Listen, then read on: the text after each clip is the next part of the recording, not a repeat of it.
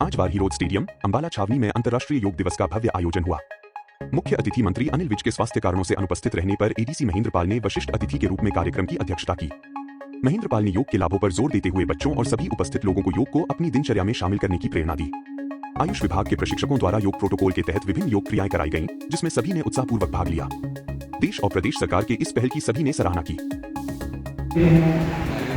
धातु योग से जो लोग जुड़ रहे हैं घुटनों के तरफ से जमुना के जिन लोगों को फिजियोथेरेपियों के लिए बहुत ही ये लाभकारी आसन है।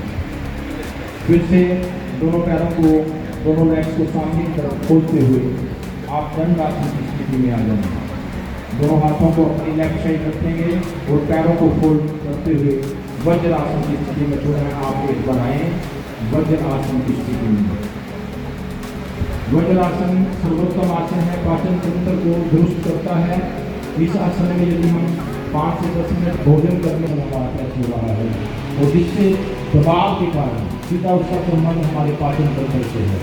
कमर गर्दन आपकी सीधी हो, पीछे की तरफ आपकी बॉडी हो, बैक बेंडिंग की तरफ आप अपनी बॉडी को डालें, अपने पूरे शरीर को डालें।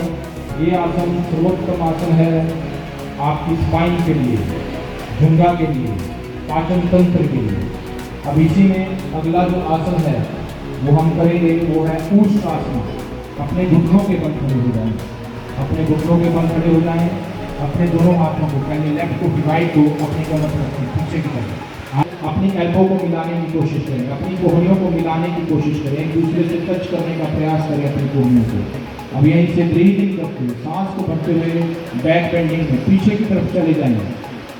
ऊष्ट आसन का अभ्यास हम कर रहे हैं। पूरा पीछे की तरफ जाएं और स्ट्रेच करें। थोड़ी देर के लिए इस आसन के प्रतिफल को जानने का प्रयास करें। कहाँ स्ट्रेचिंग, कहाँ खिंचाव, कहाँ हमारी बॉडी पर दबाव हो रहा है। जहाँ भी हो रहा है उसको महसूस करें और धीरे धीरे वापिस आ जाएं। सांस को भरते हुए पीछे की सांस को छोड़ते हुए पुनः बैठ जाएं वज्रासन में। महेंद्र पाल जी का इस सभागार में पहुँचने पर हार्दिक स्वागत करता हूँ। साथ में हमारे Neeta Khera man, state information commissioner, पूर्व में HCSC के सदस्य भी रहे, उनका भी मैं स्वागत करता हूं। हमारे RTA महोदय श्री सुशील कुमार जी, DSP साहब रमेश कुमार जी, नायब तहसीलदार साहब, हमारे पार्षदगण और जितने भी प्रतिभागी यहाँ पे आज पहुँचे इस सभागार में, मैं सभी का स्वागत करता हूँ। अभी जो हमारे माननीय प्रधानमंत्री जी और माननीय मुख्यमंत्री जी के स्पीच के बाद यहाँ पे योगा के जो एक्सरसाइज हैं वो स्टार्ट होगी। तो आप सभी का यहाँ पहुँचने में बहुत बहुत धन्यवाद और आप सभी को योगा दिवस की बहुत बहुत शुभकामनाएं। अपना संदेश दें और इस योग महोत्सव में अपनी प्रेरणा का संचार करें। आप सभी को मेरा प्रणाम। दिनेश कुमार जी, RTA साहब, DSP साहब, तहसीलदार साहब, नायब खेड़ा जी, यहाँ उपस्थित सभी शहर के पार्षदगण व अन्य प्रबुद्ध नागरिकगण, टीचर साहिबान, मेरे दूसरे साथी अधिकारीगण और प्यारे बच्चों, जैसा कि आपको विदित है आज दुनिया भर में योग दिवस मनाया है। दुनिया भर के लोग आज हमारी बहुत प्राचीन पद्धति योजना का है और इसका श्रेय जो है हमारी सरकार को जाता है, जिसने हमारी इतनी प्राचीन पद्धति को बहुत अच्छे तरीके से दुनिया भर में पॉपुलर किया।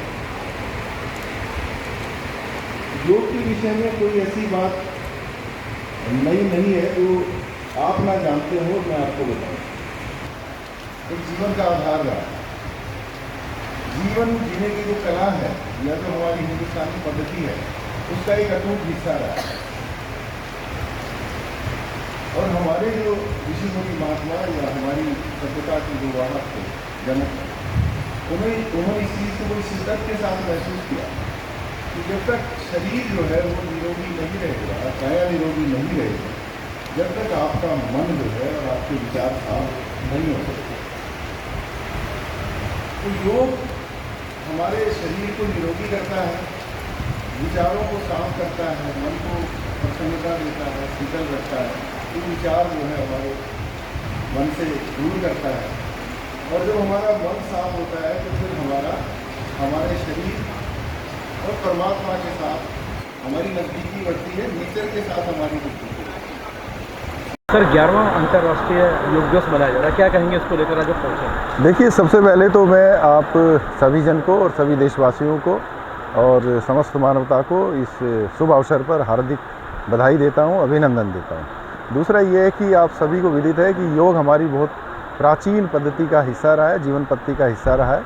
और जो सरकार ने पिछले 11 साल में योग को दोबारा से पूरे विश्व में विख्यात किया है, पूरे विश्व के लोगों ने अपनाया है, हिंदुस्तान के लोगों ने भी साथ साथ में और जो उसके साथ अपनाया है, उसके लिए सभी बधाई के पात्र हैं। हमें इस योग को केवल एक एक्सरसाइज ना मान के अपने जीवन का हिस्सा बनाना चाहिए और योग से आपके जीवन के सभी प्रसन्नता के द्वार जो हैं वो प्रशस्त होते हैं और आपका जीवन जो है संपूर्ण रूप से, जिसे हम प्रसन्न या विकसित जीवन कहते हैं, उसका द्वार खुलता है, वैसा जीवन विकसित होता है। धन्यवाद। ठीक है सर।